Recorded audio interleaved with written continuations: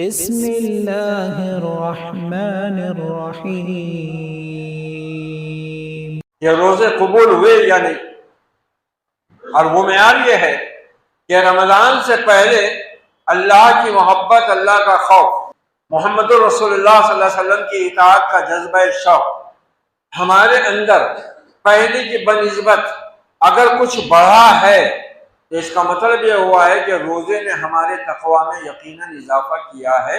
और रब्बे जुल जलाल वल इकराम ने बिल्कुल सच फरमाया है कि ये रोजा फर्ज ही इसीलिए हुआ है कि तुम्हारे अंदर तकवा पैदा हो। या अय्युहल्लज़ीना आमनू अतिउल्लाह व अतिउर रसूल वला तुब्तिलू अमालकुम, ऐ लोगों जो ईमान लाए हो, इताअत करो अल्लाह की, इताअत करो रसूल की, और अपने अमाल बातिल ना करो। क्योंकि चाहे मामला कुरान का हो या हदीस का, नबी अकरम सल्लल्लाहु अलैहि वसल्लम ने खतरनाक वही सुनाई भी है कि जो कुरान में अपनी राय से तफसीर करे और जो मेरे नाम से झूठी हदीस बयान करे वो अपना ठिकाना जहन्नम में बना ले। चारों अइम्मा के अक़वाल पढ़े, क्या कहते हैं।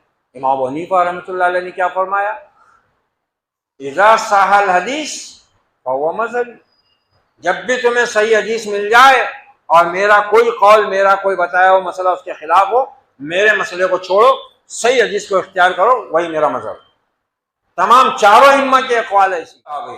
वो जो खैरुल कुरून की 3 सदियां हैं उनके फहम के साथ समझना है, अपनी अकल के घोड़े नहीं दौड़ाना है, साइंस पर नहीं कसना है, किताब इलाही को तारीख पर नहीं परखना है, अपनी अकल पर नहीं परखना है, अपने इल्म और तजुर्बे पर नहीं परखना है।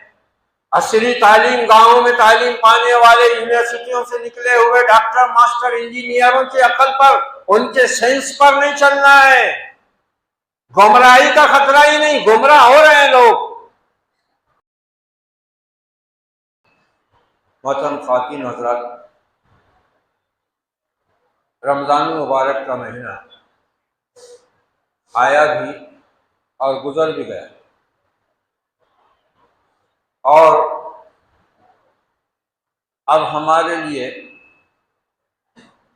खुद का एहतिसाब करने का मौका है कि हम अच्छी तरह पूरी दयानतदारी के साथ, इखलास नीयत के साथ अपना जायज़ा लें कि अल्लाह ने हमको अपने फजल व करम और एहसान अजीम के साथ ये जो महीना अता फरमाया और जिसमें हमको उसने मोहलत अमल भी अता फरमाई, रोज़े रखने की तौफीक भी बख्शी, रातों के क़याम की ताकत भी अता की, तो हमने इस माह मुबारक से कुछ पाया या नहीं, इन रोज़ों से हमें वो मकसद हासिल हुआ या नहीं जिसके लिए रोज़े फ़र्ज किए गए, रातों के क़याम से हमें अल्लाह की इबादत में कुछ ज़ौक़ और शौक़ की कैफियत में इजाफा हुआ या नहीं, या रमज़ान से पहले वाली जो हालत हमारी थी वो ईद का चांद नज़र आते ही फिर दोबारा उसी तरह हम पर मुसल्लत हो गई। इमाम जाफ़र सादिक़ रहमतुल्लाह अलैह से किसी ने पूछा कि हज़रत, मैं ये कैसे मालूम कर सकता हूँ, या कोई ऐसा तरीक़ा है कि जिससे मैं ये जान सकूँ कि मेरी नमाज़ें कबूल हो रही हैं? कहाँ है, और बहुत आसान तरीक़ा है, तुम मालूम कर सकते हो कि तुम्हारी नमाज कबूल हुई है या नहीं। कहा कैसे? कहा देखो, रब्बे जुल जलाल वल इकराम अपनी किताब हिदायत में इरशाद फरमाता है, इन्नस सलात तन्हा अनिल फ़ाहशाई वल मुनकर, कि बिलाशुबा नमाज बेहयाई के कामों से और बुराइयों से रोकती है। अब ऐ शख्स, तू ये देख ले कि ये नमाज पढ़ने के बाद तो बुराइयों से कितना दूर हुआ है और नेकियों से कितना करीब हुआ है। अगर नमाज पढ़ते हुए तो अल्लाह की नाफरमानियों से, नबी की नाफरमानी से, बुराइयों से, फाहिश कामों से दूर हुआ है, तो समझ ले और यकीन कर ले कि तेरी नमाज कबूल हो गई। क्योंकि रब्बे जुल जलाल वल इकराम झूठ नहीं कहता। जब उसने कहा है कि बेशक नमाज आदमी को बेहयाई और बुराई से रोकती है, तो फिर नमाज अगर तूने सही पढ़ी है तो ये होना ही है। और अगर ये नहीं हो रहा है तो फिर तेरी नमाज मुंह पे मार दी जा रही है। यही हाल रोज़ों का भी है। इस कौल की रोशनी में हम रोज़ों के बारे में भी यही कह सकते हैं कि जांचने का मेयार है हमारे पास भी कि रोज़े कबूल हुए या नहीं। और वो मेयार ये है कि रमज़ान से पहले अल्लाह की मोहब्बत, अल्लाह का खौफ, मोहम्मद रसूलुल्लाह सल्लल्लाहु अलैहि वसल्लम की इताअत का जज्बा शौक़ हमारे अंदर पहले की बनिस्बत अगर कुछ बढ़ा है तो इसका मतलब यह हुआ है कि रोज़े ने हमारे तकवा में यकीनन इजाफा किया है। और रब्बे जुल जलाल वल इकराम ने बिल्कुल सच फरमाया है कि ये रोज़ा फर्ज ही इसीलिए हुआ है कि तुम्हारे अंदर तकवा पैदा हो। तो हमें ये देखना और जांचना। फिर ये कुरान का महीना था, इस पहलू से भी हम ये जांच सकते हैं, मालूम कर सकते हैं कि रोज़ा हमारे अंदर अपना असर कुछ पैदा करके गया है या खाली हमने भूख प्यासी बर्दाश्त की। और वो ये है कि हमको कुरान मजीद से कितना उन्स पैदा हुआ है, कुरान के सीखने सिखाने के लिए हमारे अंदर कितना जज्बा उभरा है, कुरान को याद करने की हमारे अंदर कितनी तहरीक पैदा हुई है, कुरान को समझने के लिए हमारा जहन, हमारा दिल, हमारी सोच, हमारी फिक्र, हमारा ख्याल कितना आमादा हुआ है। क्योंकि नबी सल्लल्लाहु अलैहि वसल्लम ने फरमाया ना कि अगर कुरान मजीद के पढ़ने सुनने में दिल ना लगे तो इसका मतलब ये हुआ कि तुम्हारा दिल मर चुका है। लिहाजा सबसे पहले अपने रब से एक जिंदा दिल मांगो। तो अब अगर रमजान के बाद भी हमारी कैफियत हुई है, रमजान में तो हमने चलो आ गए, जोहर के वक्त में धूप बहुत है, मस्जिद में कूलर चल रहा है, वहीं जाके थोड़ा लेट जाएंगे, थोड़ा कुरान पढ़ लेंगे। और अब हालत ये है कि कुरान को हाथ लगाने की भी तौफीक नहीं। तो इसका मतलब ये हुआ कि ना रोज़ों ने कोई फ़ायदा पहुंचाया, ना रातों के क़याम ने कुरान से कुछ नाता जोड़ा। अगर ऐसा है तो फिर ये बड़े खसारे का सौदा है, बहुत खसारा है। ये हमको जांचना है, हमको अपना एहतिसाब करना है।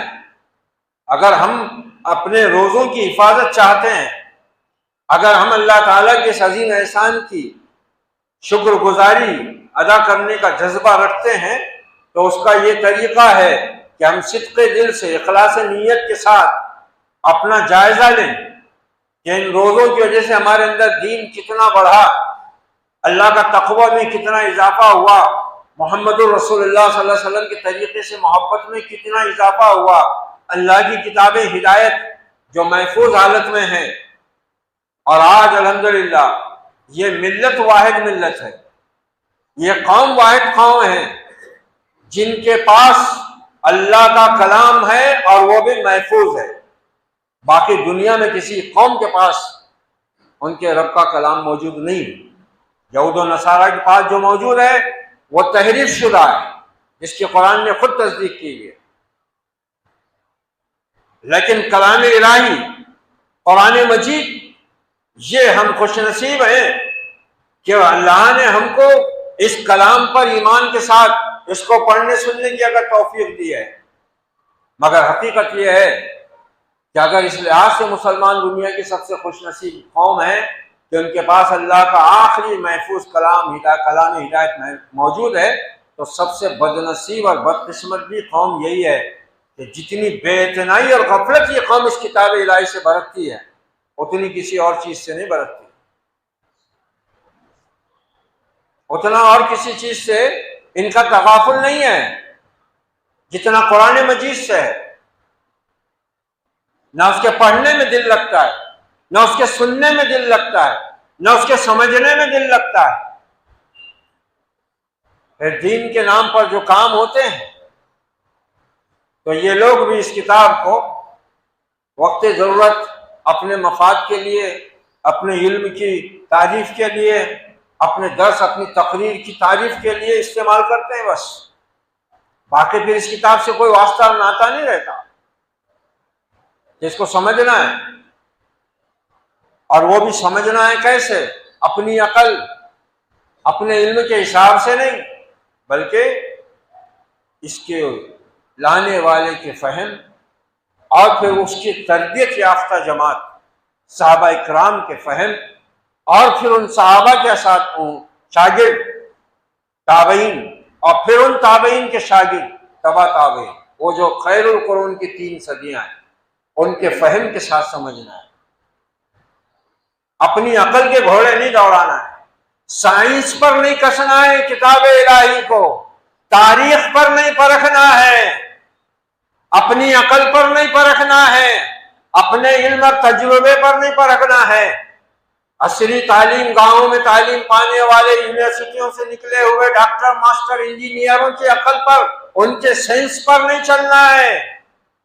गुमराही का खतरा ही नहीं, गुमराह हो रहे हैं लोग।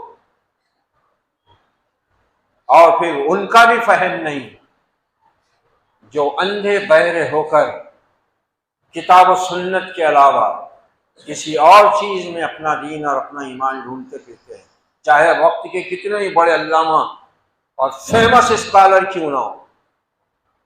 ये शर्त है, इसको भी समझ लें हम आज। या अय्युहल्लज़ीना आमनू अतिउल्लाह व अतिउर रसूल वला तुब्तिलू अमालकुम, ऐ लोगों जो ईमान लाए हो, इताअत करो अल्लाह की, इताअत करो रसूल की, और अपने अमाल बातिल ना करो। पहले तो मैं एक बात वाज़ेह कर लूं कि अल्हम्दुलिल्लाह मैं अपने इल्म की हद तक खुद कोई बात नहीं कहता कुरान और सुन्नत के मामले में। या तो मैं ये देखता हूं कि इस आयत की तफसीर उलमाए हक ने, जिन पर एतमाद है, उन्होंने क्या किया, इस हदीस का फहम उलमाए सल्फ ने क्या समझा है, और मौजूदा दौर में जो बाकी साहिब इल्म फजल और अहले हक हैं किताब और सुन्नत के पैरोकार, उनका अपना इस बारे में क्या कहना है। बस वो सुनता हूँ, वो पढ़ता हूँ और वो आप लोगों के सामने पेश कर देता हूँ। अपनी तरफ से मैं इस बात की कोशिश करता हूँ कि कोई मफहूम किसी आयत का, कोई मतलब और तशरीह किसी हदीस की अपने हिसाब से ना करूँ। अगर इसके बावजूद भी कोताही हो तो मैं अपने रब से माफी का तलबगार भी हूँ और उससे इस बात की तौफीक तलब करता हूँ, क्योंकि चाहे मामला कुरान का हो या हदीस का, नबी अकरम सल्लल्लाहु अलैहि वसल्लम ने खतरनाक वही सुनाई भी है कि जो कुरान में अपनी राय से तफसीर करे और जो मेरे नाम से झूठी हदीस बयान करे, वो अपना ठिकाना जहन्नम में बना ले। आज़नल्लाहु मिन। ये सूरत हाल है। अल्हम्दुलिल्लाह हमको ना अपने इल्म का गर्रा है, ना हमने अपने आप को कभी इल्म वाला समझा है। तालिब इल्म है, असातिज़ा से जो कुछ मिला चंद बरसों में, उसकी रोशनी में उलमाए हक जो बयान करते हैं, या तो वो हदीस बयान कर देते हैं जो हमने पढ़ी है किसी मुस्तनद किताब में, या फिर वो हदीस और वो वाक़या बयान कर देते हैं जो किसी ऐसे आलिम से हमने सुना है जिस पर हमको कुल्ली तौर से एतमाद है कि ये इल्म वाला भी है और अहले हक में से भी। बस अब ये आयत है सूरह मोहम्मद की, या अय्युहल्लज़ीना आमनू अतिउल्लाह व अतिउर रसूल। वैसे तो पूरा कुरान भरा हुआ इस हुक्म से, इताअत करो अल्लाह की, इताअत करो रसूल की। इससे हटे कि अमाल बातिल होंगे।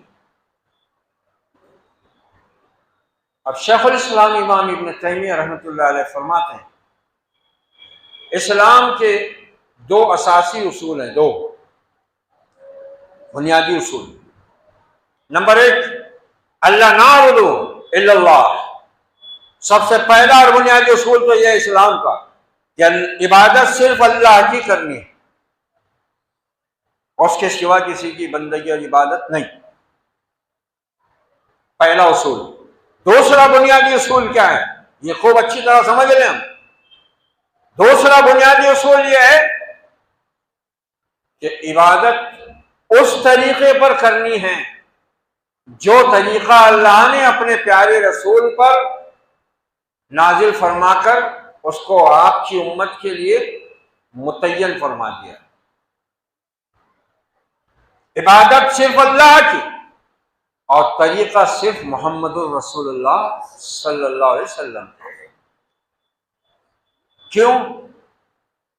इसलिए कि यही मेयार हक है, यही मेयार हिदायत है, यही तौफीक का जरिया है जो रब की तरफ से मिलती है, इस रास्ते ही के जरिए मिलती है, इन उसूलों के तहत ही मिलती है।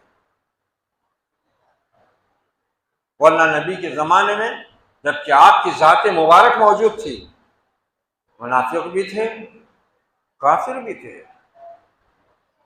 अल्लाह ने सिर्फ उनको अपनी खुशनुदी का परवाना दिया जिन्होंने इताअत की अल्लाह की और उसके रसूल की, और उस तरीके पर की जिस पर आपने उनको चलाया था।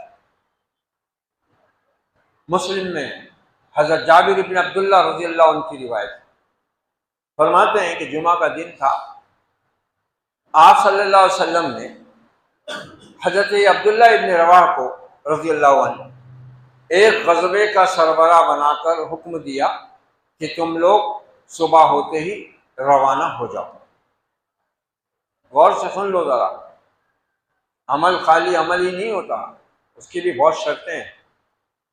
हजरत अब्दुल्ला इब्न रवाह को उसका सिपह सालार बनाया, आपने अमीर बनाया। जो लश्कर आप रवाना कर रहे थे, हुक्म दिया कि सुबह तुलुए आफ्ताब के साथ रवाना हो जाओ। जुमे का दिन लश्कर रवाना हो गया।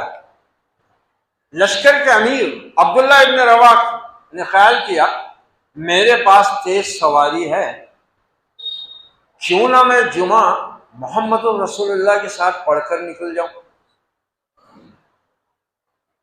कोई खराब बात है? वो सहाबा थे, वो तो नबी के इशारों पर जान छिड़कने वाले लोग थे। उनके जी में ख्याल आया कि जुमा है, मैं नबी के पीछे ही जुमा पढ़कर निकल जाऊंगा, मेरे पास सवारी बहुत तेज है, अपने लश्कर को जा लूंगा। रुक गए। आप सल्लल्लाहु अलैहि वसल्लम के पीछे नमाज पढ़ी, जुमा की खुतबा सुना। आपने फरमाया अब्दुल्ला तुम क्यों रुक गए? देखो जरा, हजरत अब्दुल्ला इब्न रवाह ना नाफरमानी कर रहे हैं अल्लाह के रसूल की, और ना कोई गलत ख्याल के तहत रुके हैं। रसूलुल्लाह के पीछे नमाज जुमा, उससे बढ़कर शहादत क्या हो सकती है जी जमीन पर किसी भी इंसान के लिए? फिर वो तो सहाबी है, दिलो जान से नबी के कदमों पर निशावर हो गए हुए हैं। कहा या रसूल अल्लाह, मेरे पास सवारी इंतहाई तेज रफ्तार है, इसलिए मैंने सोचा कि आपके पीछे जुमा अदा कर लेता हूँ, अपनी तेजी के साथ रवाना हो जाता हूँ। अब नबी क्या कह रहे हैं? कहा अब्दुल्ला, जो लोग सुबह रवाना हो गए अब तो उनके अजर और फजल को नहीं पहुंच सकता। जो मेरे हुक्म के मुताबिक सुबह रवाना हो गए ना, उनको जो शर्फ और फजल अब रब की तरफ से मिलने वाला है तो उसको नहीं पा सकता। अती और रसूल यह है, आपने वाज़ेह फरमाया। यही अब्दुल्ला इब्न रवाह थे जिनके बारे में आता है कि फिर एक मरतबा दौरान खुतबा अंदर दाखिल हुए मस्जिद में। आप सल्लल्लाहु अलैहि वसल्लम खुतबा इरशाद फरमा रहे थे और वो मस्जिद में दाखिल हो रहे थे। जब वहाँ वो पहुँचे वज़ू बनाकर, वज़ू करके, जहाँ लोग अपने जूते चप्पल उतारते हैं, तो आप सल्लल्लाहु अलैहि वसल्लम ने अचानक कहा, कुछ लोग दूसरे भी खड़े थे सहन नबी में, और मैं बैठ जाओ, लोगों बैठ जाओ। अब्दुल्ला इब्न रवाहा जूते चप्पलों के पास में उस वक्त आ ही रहे थे, वहीं बैठ गए। फिर लोगों ने उनसे पूछा, अब्दुल्ला तुम वो जूते चप्पलों पर क्यों बैठ गए थे? कहा कि मैं जिस वक्त दाखिल हो रहा था, आप सल्लल्लाहु अलैहि वसल्लम लोगों को जो खड़े हुए थे हुक्म दे रहे थे कि बैठ जाओ। तो कहा जो लोग खड़े थे सैन में उनसे कह रहे थे तुम तो आ रहे थे ना। कहा कैसी बातें करते हो, अगर खुदा ना खास्ता दो चार कदम आगे चलकर आने में रूह कब्ज हो जाती, मैं तो नबी का नाफरमान पहुंचता रब के पास, पूछता अब्दुल्ला मेरा नबी हुक्म दे रहा था बैठ जाओ, तो चल कैसे रहा था? ये सहाबा था, हमारी तरह नहीं थी उनकी अक्लें। हम बहुत फॉरवर्ड हो चुके हैं। वेल एजुकेटेड हो चुके हैं, जीनियस हैं हम, मौजूदा दौर के कंप्यूटराइज्ड हैं हम। ये इल्म ना उनकी सहाबा के पास था, न करने अव्वल के मुसलमानों के पास था। आज हम उनसे ज़्यादा होशियार भी हैं, उनसे ज़्यादा टैलेंट हमारे पास आ गया हुआ है। ये सूरत हाल हमारी गुमराही का एक बहुत बड़ा सबब है आज। और इस तरफ ले जाने वाले कौन लोग हैं? ये स्कॉलर्स, ये ब्रदर, मास्टर, इंजीनियर और डॉक्टर। और इनका इतना असर छाया हुआ है नई नस्ल पर ही नहीं, बहुत से उलमा को भी मैं देखता हूं ना, वो भी बेचारे इनके जेरे असर बात करने लग गए। वो कभी दौरान तकरीर जो है बिला वजह बगैर खास जरूरत के इंग्लिश अल्फाज का इस्तेमाल नहीं करते थे। अब देख रहा हूं मैं कि उनके अंदर भी अब वो चीज आती जा रही है। इस ज़हनी गुलामी का नतीजा है। अब हो सकता है कि कोई अक्लमंद इस पर भी फिर अपनी राय दे के वो इंग्लिश बोलने में क्या गुनाह और क्या बुराई है। नहीं, गुनाह और बुराई तो किसी ज़बान के बोलने में भी नहीं है, सब ज़बानें अल्लाह ने पैदा की, मगर कुछ मेयार होते हैं। हर मज़हब, हर दीन और उसके मानने वाली कौम की एक शनाख्त होती है, तहजीब होती है।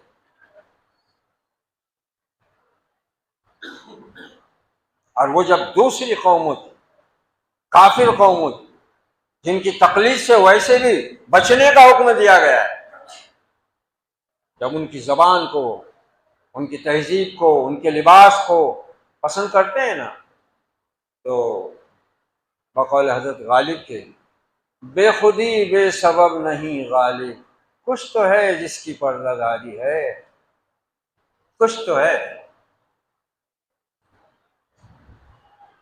ये सहाबा थी, इसलिए मनहज सहाबा को इख्तियार करना बहुत ज़रूरी है। ये शेखुल इस्लाम इब्न तैमिया रहमतुल्लाह अलैह ने वाज़ेह फरमाए दो बुनियादी असास। अब साहब रसूल का कौल देखो किस तरह उनके जहन, उनकी सोच, उनकी फिक्र कितनी आला, कितनी साफ, कितनी हिदायत से पुर। अब्दुल्ला इब्न मसूद रज़ी अल्लाह अन्हु बड़े किबार सहाबा में से, इल्म के एतबार से, इल्म के एतबार से। हज़रत उमर फारूक रज़ी अल्लाह अन्हु ने उनको बसरा और कूफा का इलाका दिया था कि वहाँ जाकर तुम इल्म की इशाअत करो, दीन फैलाओ। जब सैयदना हज़रत अली रज़ी अल्लाह अन्हु ने अपना दारुल खिलाफा मदीने मुनव्वरा से कूफा मुंतकिल किया और आप वहाँ पहुँचे और आपने देखा वहाँ का माहौल, तो कहने लगे अल्लाह इब्ने मसूद पर रहमत नाजिल करे, उन्होंने इस इलाके को इल्म से भर दिया है। वो अब्दुल्ला इब्ने मसूद रज़ी अल्लाह अन्हु। कौन सा इल्म फैलाया था उन्होंने? कौन सा इल्म? इल्म ही हमारे पास में आज खो चुका है। इल्म की हकीकत ही नहीं जानते हम कि इल्म है क्या, असल किस चीज का नाम है। असल इल्म नाम ही उस इल्म का है जो वही के जरिए उतरा है और अंबिया और रसूल के जरिए पहुंचाया गया है, वही असल इल्म है। ये बाकी जो चीजें हैं ये दुनिया के उलूम व फनून हैं, इल्म नहीं। ये तो अल्लाह ने इंसान की फितरत को और हर मखलूक की फितरत को दुनिया का ये इल्म सिखाया हुआ है। जानवर को भी इल्म सिखाया अल्लाह ने उसकी तखलीक के एतबार से, फितरत रहनुमाई करती है उसकी। वो कौन से स्कूल में जाता है, लेकिन वो अपना काम बराबर करता है। ये फितरत की रहनुमाई है। रब ने तो क्या सिखाया, अर्रहमान अल्लमल कुरान। रब ने तो कुरान सिखाया है ना, कुरान की तालीम दी है, इसी को पढ़ने का हुक्म दिया गया है। बहुत बार बार बोलते हैं पहला हुक्म, पहली वही इक़रा है, पढ़ो पढ़ो, साइंस, अंग्रेजी, मैथ्स पढ़ो। दूसरी कौमों के साथ चलना चाहते हो तो, वरना पीछे रह जाओगे। ये बोला अल्लाह ने। जिब्रील सलाम ये पढ़ने का बोल रहे थे वहां गारे हिरा में नबी को। क्या बोल रहे थे आप? इकरा बोल के आप क्या पढ़ा रहे थे नबी को? सूरह अलक की इब्तिदाई 5 आयतें थी जो लिखी भी थी एक रेशमी कपड़े पर, वो सामने करके बोल रहे थे इकरा, और नबी फरमा रहे थे अना बिकारी, मैं पढ़ा लिखा नहीं हूं। ये इकरा था ना कि इकरा इंग्लिश मीडियम कॉन्वेंट स्कूल, इकरा एजुकेशन सोसाइटी,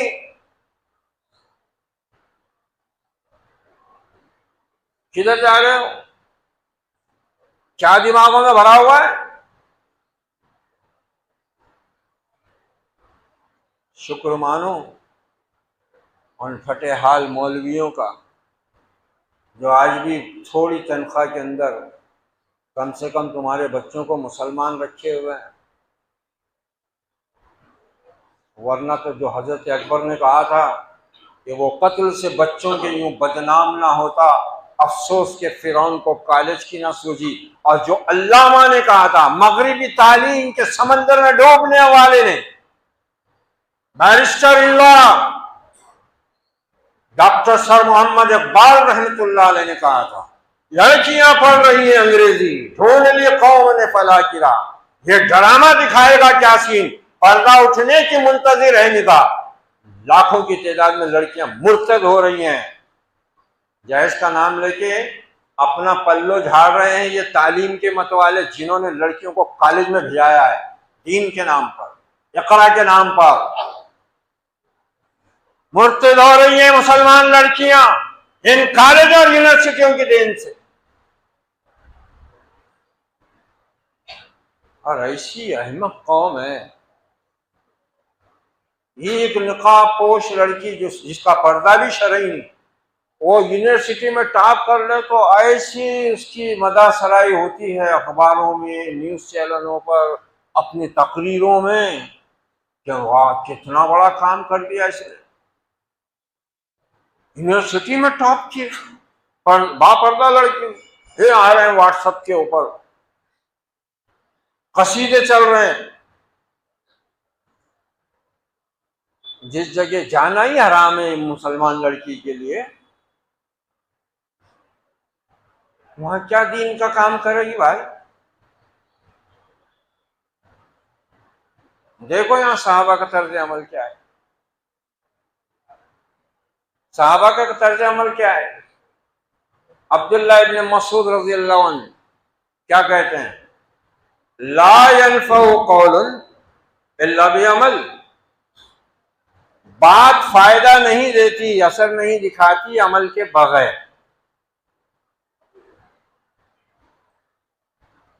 ये सभी कहते हैं, सभी कहते हैं ना, लेकिन इतना ही नहीं कहा इब्न मसूद रज़ी अल्लाह अन्हु ने, आगे क्या फरमाते हैं, ला यनफ़उ क़ौलुन वला अमलुन इल्ला बिन्नियत, बात और अमल फायदा नहीं देते नीयत के बगैर। वला यनफ़उ क़ौलुन वला अमलुन वला नीयतुन। देखो अब इब्न मसूद का कौल क्या फरमा रहे हैं, ला यनफ़उ क़ौलुन इल्ला बिअमल वला यनफ़उ क़ौलुन वला अमलुन इल्ला बिन्निय्यह वला यनफ़उ क़ौलुन वला अमलुन वला निय्यतुन इल्ला बिमा वाफ़क़ सुन्नह, सिवाय उस कौल अमल और नीयत के जो सुन्नत के मुवाफ़िक़ हो।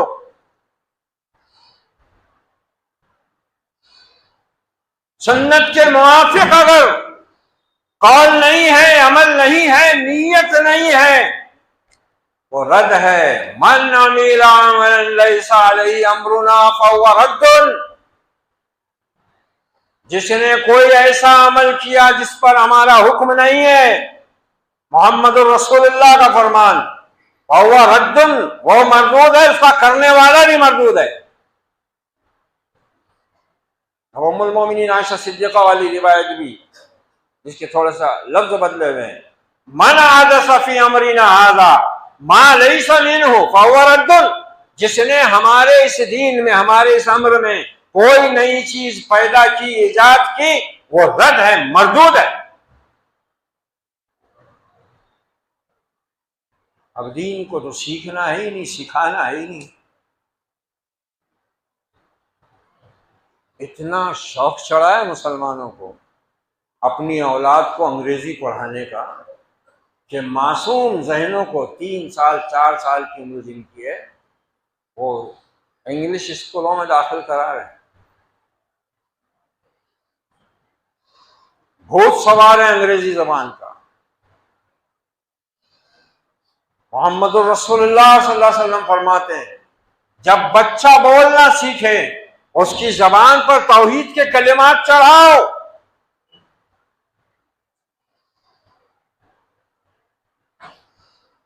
अब फिर हम बोलते हैं कि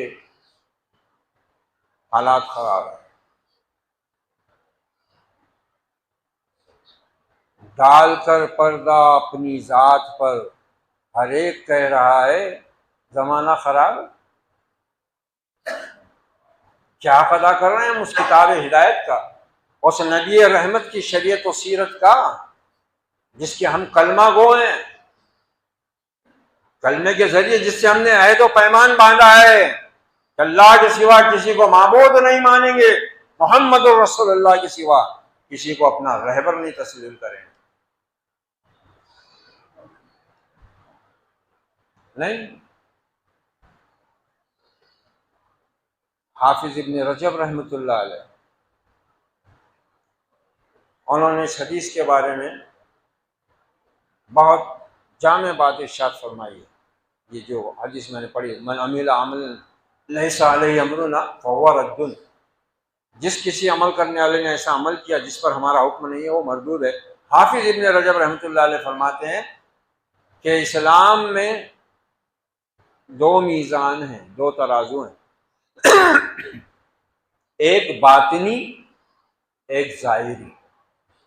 बातिनी माने जिसका ताल्लुक अंदर से है, रूह से है, दिल से है, और दूसरा ज़ाहिरी जिसका ताल्लुक हमारे जिस्म के हरकत और सकनात से है।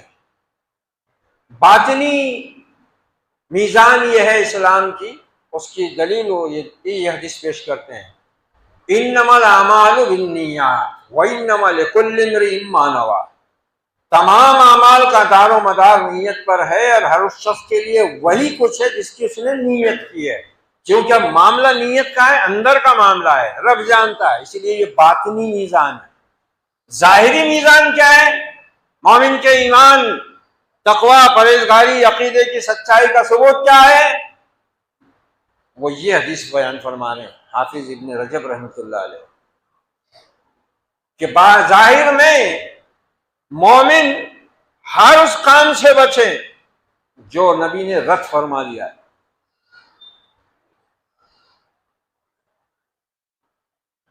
रमजान गुजार लिया हमने,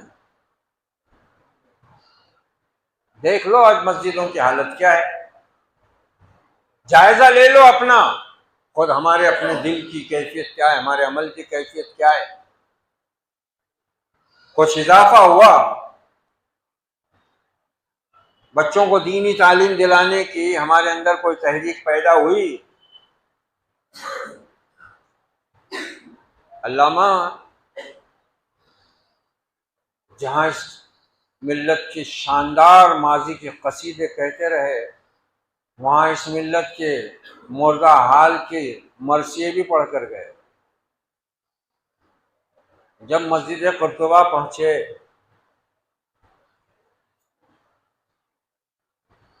तो अजान दी। पहली अजान थी वो स्पेन के मुसलमानों के फना हो जाने के बाद जो अल्लामा ने दी।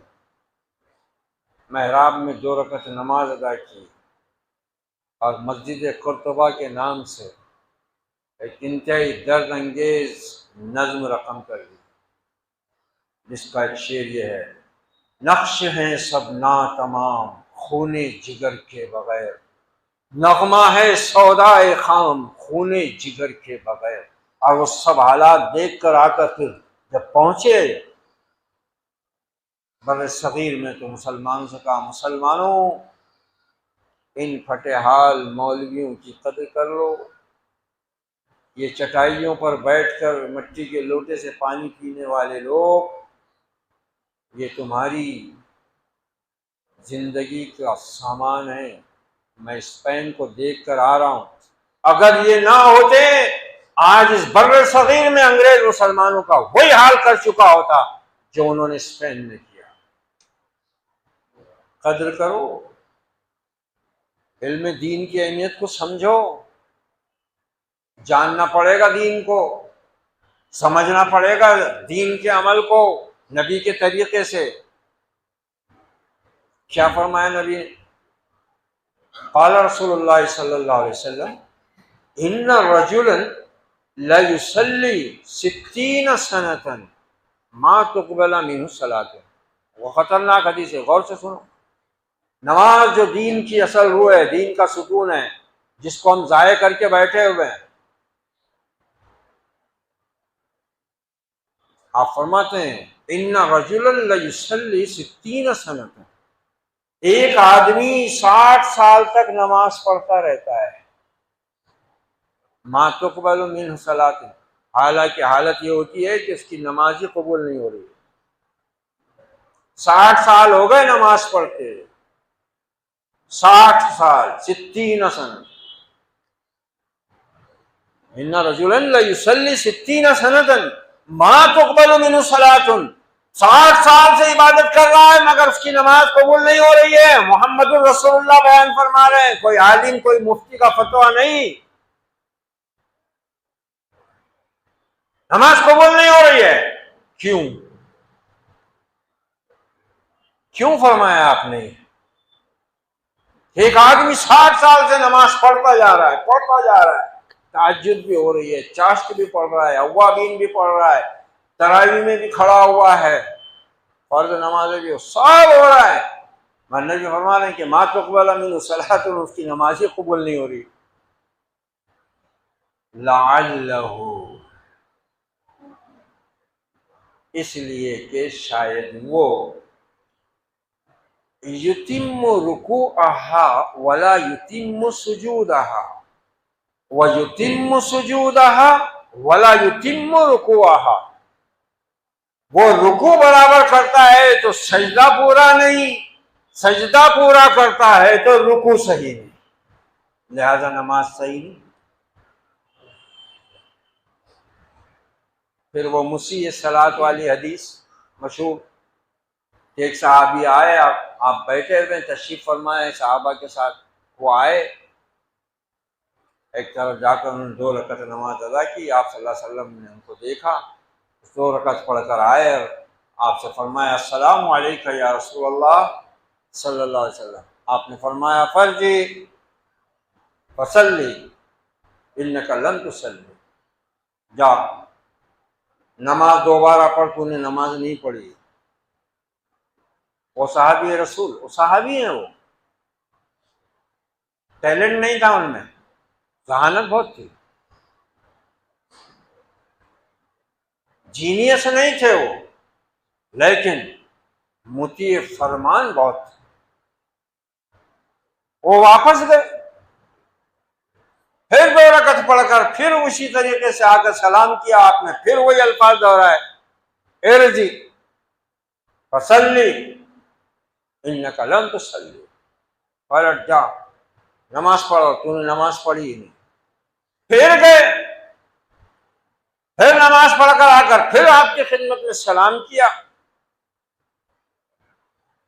फिर आपने वही कलिमात इरशाद फरमाया कि जा नमाज पढ़, तूने नमाज नहीं पढ़ी। तो फिर साहबी रसूल ने कहा वल्लज़ी बाअसका बिल हक़, कसम उस ज़ात की जिसने आपको हक के साथ भेजा है, मा उहसिनु गैर हाज़ा या रसूल अल्लाह, अल्लिमनी या रसूल अल्लाह। अल्लाह के रसूल, उस ज़ात की कसम जिसने आपको हक के साथ भेजा है, मैं इससे अच्छी नमाज पढ़ना जानता ही नहीं, आप मुझे सिखा दीजिए,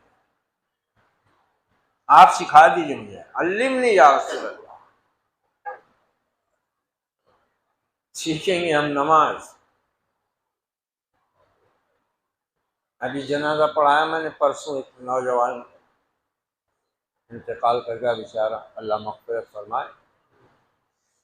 मैंने उसमें जहरी क़िरात की, सूरह फातिहा पढ़ी, दुरूद शरीफ पढ़ा मैंने आवाज़ से तकबीर के बाद, फिर 2 दुआएं पढ़ी मैंने जनाज़े। सलाम फेरते ही इरशाद हुआ, ये क्या है, सूरह फातिहा क्या पढ़ी गई? हदीस है, हदीस है, सहाबा का अमल है, और क्या है? जानते नहीं तो पूछते भी नहीं, बस दिलों में आग लग जाती है। किसी अरबी में, अपने फारसी में शेर का है, जबरदस्त शेर का है, मा अहले हदीसें दगारान शनासें, हम अहले हदीस हैं, दगा नहीं जानते। बाहदीसे मुस्तफ़ा चूं चराना शनासें, मोहम्मद मुस्तफ़ा की हदीस आ जाए फिर हमारे पास चूं चरा की गुंजाइश नहीं। मा अहले हदीसें दगारान शनासें, बाहदीसे मुस्तफ़ा चूं चरा न शनासें। ये हर मुसलमान का रवैया होना चाहिए, तभी हिदायत पाएगा, तभी अमल कबूल होगा, तभी निजात पाएगा। उसके बगैर निजात मुमकिन नहीं, हिदायत मुमकिन नहीं है, अमल मुमकिन नहीं है। इसीलिए तो चारों अइम्मा के अक़वाल पढ़े, क्या कहते हैं? इमाम अबू हनीफा रहमतुल्लाह अलैह ने क्या फरमाया? इज़ा सहल हदीस फहुव मज़हबी, जब भी तुम्हें सही हदीस मिल जाए और मेरा कोई कौल, मेरा कोई बताया हुआ मसला उसके खिलाफ हो, मेरे मसले को छोड़ो, सही हदीस को इख्तियार करो, वही मेरा मजहब। तमाम चारों इम्मा के अक़वाल ऐसी, चारों इम्मा ने यही बात कही है, वो बरी है अल्लाह के नजदीक। पकड़ तो उन जोला की होगी जिन्होंने मिल्लत को मोहम्मद रसूलुल्लाह की इत्तिबा से दूर कर दिया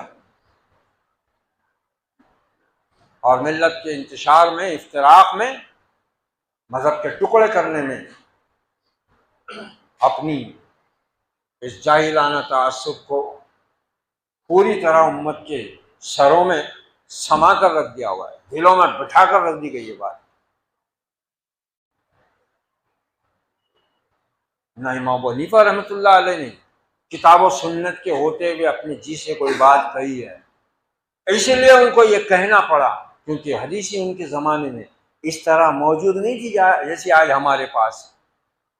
इसलिए वो अपना जिम्मा पूरा करके चले गए कि हदीस अगर सही मिल जाए और हमारे कौल से टकराए तो तुम्हें हदीस को गिरफ्त में लेना है, हमारे कौल को छोड़ देना है।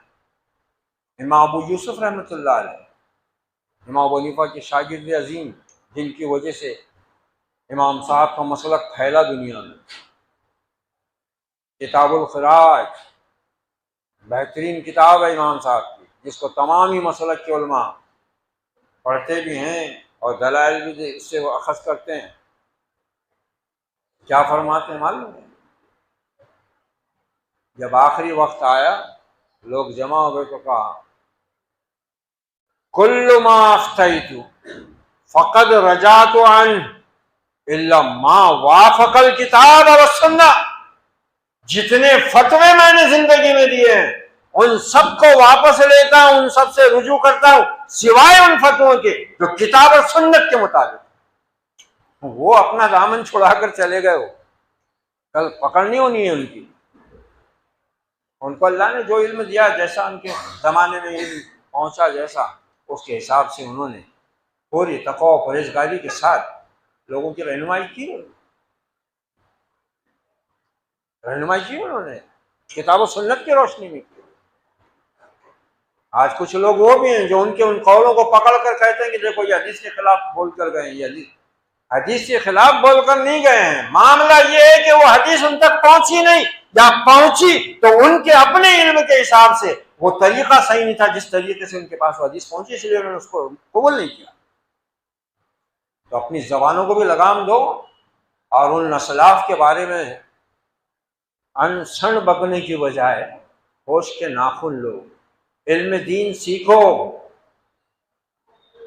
4 तकरीरें सुन के, 2 किताबें पढ़ के, 4 पम्फलेट निकाल के अल्लामा कबीर बन के मत बैठो। ये इस्लाम है, ये वो दीन है जिसके पास जमीन के ऊपर का भी इल्म है, जमीन के नीचे का भी इल्म है, जमीन और आसमान के बीच का भी इल्म है, पहले आसमान का भी इल्म है, पहले से दूसरे आसमान के बीच में जो है उसका भी इल्म है, 7वां आसमान का इल्म है, सिदरतुल मुंतहा का इल्म है, अर्श और कुर्सी का इल्म है, और इस दुनिया के बाद जो दुनिया आने वाली है उसका भी इल्म है। किसकी अकल है इतनी जो इतने बड़े इल्म को पूरा समेट ले? नामुमकिन। लिहाजा ना इल्म के गर्रे में आओ, ना इल्म का गर्रा करने वालों के झांसे में आओ, ना व्हाट्सएप यूनिवर्सिटी के फाजिल बनो और ना फेसबुक के हीरो बनो।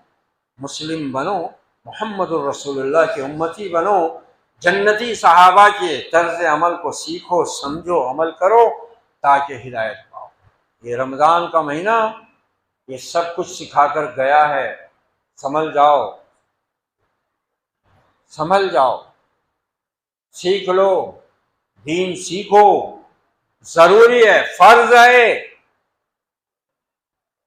खाली चंद मसाइल को सीख लेने और चंद इख्तलाफी मसाइल को उछाल देने से इल्म नहीं आ जाता और बात नहीं बनती, बल्कि आदमी गुमराही की तरफ जाता है।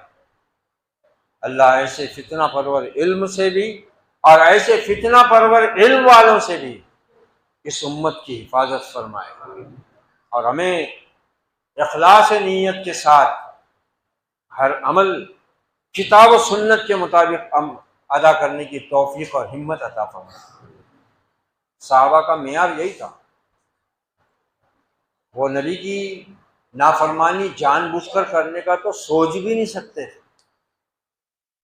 कभी इज्तिहाद के तौर पर उनसे कोई खता हो जाती थी तो इतना रोते थे, हमेशा याद कर कर के रोते थे, अल्लाह से माफी मांगते थे, क्योंकि उनको मालूम था कि वो अल्लाह जिसने अपने नबी के सहाबा से यहाँ तक कह दिया था, ला तरफ़ऊ अस्वातकुम फ़ौक़ सौतिन नबी, मेरे नबी के सामने आवाज़ भी ऊंची नहीं करना वरना आमाल ज़ाय कर दूँ। और ऐसे बर्बाद हो जाएंगे आमाल तो तुम्हें उसका एहसास भी नहीं होगा। ला तरफ़ऊ अस्वातकुम फ़ौक़ सौतिन नबी वला तजहरू लहू बिलक़ौली कजहरि बाज़िकुम बाज़ा अन तहबता अमालकुम व अंतुम ला तशऊरून। चीख कर बोलना भी नहीं, तो फिर नाफरमानी का तो सवाल ही नहीं पैदा होता। जिस नबी के सामने आवाज बुलंद करने से अमाल ज़ाय हो जाते हैं, उस नबी के हुक्म के आगे अपना हुक्म, अपना मसला, अपना मसलक, अपना इल्म, अपनी रस्म, अपना रिवाज, अपनी बिरादरी का कानून चलाने वाले सोचें कि ईमान बाकी रहा। अमल तो सब हो रहा है, नमाजें हो रही हैं, रोजे हो रहे हैं, इत्तिकाफ भी हो गया, शब कदर की तलाश भी हो गई, सब हो गया। लेकिन एहतिसाब कर लो, जांच लो अपने आप को, अपने अमाल को कि हम मोमिन हैं। अल्लाह उसके रसूल से हमारा एक अहद है कलमे के ज़रिए, उस अहद के हम कितने पाबंद हैं। और ये दीन, ये किताब हमारे पास अमानत है। और नबी ने फरमा दिया, जिसके पास अमानत नहीं उसके पास ईमान नहीं, जिसके पास अहद का पास व लिहाज नहीं उसके पास दीन नहीं। अल्लाह हमें इस गफलत से बाज आने की तौफीक अता फरमाए और इस गुज़रे हुए माह मुबारक में हमने और तमाम आलम इस्लाम के अहले ईमान ने ऐ रब जो भी इबादतें की हैं इनकी तमाम खामियों और नकाइस को दूर फरमा कर इनको हमारी हिदायत का, हमारी आखिरत के लिए ज़ख़ीरा, हमारी कब्र के अंधेरे के लिए रोशनी और हमारे पुल सिरात के रास्ते पर गुजरने की आसानी का ज़रिया बना दे। अक़ूलु क़ौली हाज़ा वस्तग़फ़िरुल्लाह ली व लकुम व लिस्साइरिल मुस्लिमीन फ़स्तग़फ़िरूहु इन्नहु हुवत-तव्वाबुर रहीम व रब्बुल करीम व सल्लल्लाहु अला नबी व अला आलिहि व अस्हाबिहि अजमईन वल आक़िबतु लिल मुत्तक़ीन। वस्सलामु अलैकुम व रहमतुल्लाहि व बरकातुहू।